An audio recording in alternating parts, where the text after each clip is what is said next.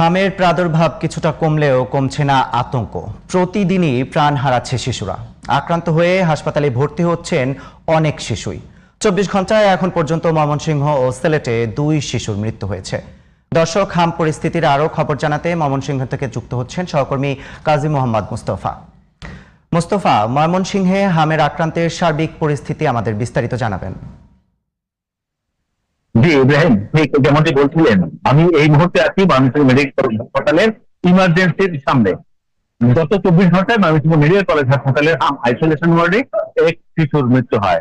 6 বছর বয়সী নেত্রকোনার বারহাট্টা থেকে গত 6 তারিখ ভর্তি হয়েছিল। গত রাতে তার মৃত্যু হয়।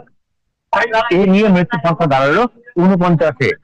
ময়মনসিংহে মাম আইসোলেশন ওয়ার্ডে এই পর্যন্ত 17 মার্চ থেকে এ পর্যন্ত 1986 জন ভর্তি হয়েছিল। আর এই মুহূর্তে বর্তমানে গত 24 ঘন্টায় 26 জন নতুন করে ভর্তি হয়েছে। এই মুহূর্তে চিকিৎসাধীন রয়েছে 101 জন। আপনাকে জানিয়ে রাখি, ময়মনসিংহ মেডিকেল কলেজ হাসপাতালে ডাক্তাররা সর্বোচ্চ চেষ্টা করে যাচ্ছে রোগী সেবা দেওয়ার জন্য। 64 বেডের এই হাসপাতাল আইসোলেশন ওয়ার্ডে এখন 101 জন শিশু চিকিৎসাধীন রয়েছে।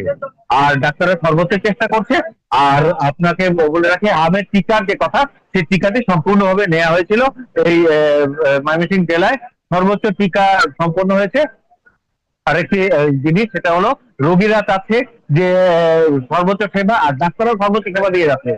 তবে আরো পরীক্ষা নিরীক্ষা প্রয়োজন ছিল, যে পরীক্ষা নিরীক্ষায় রোগীরা আরো একটু নিশ্চিত হতো যে হাম অ্যাকুরেট হাম কিনা, সে হামের বিষয়টি নিশ্চিত হওয়া সম্ভব ছিল। এই ছিল আমার কাছে সর্বশেষ। ইব্রাহিম। মুস্তফা, ধন্যবাদ আপনাকে।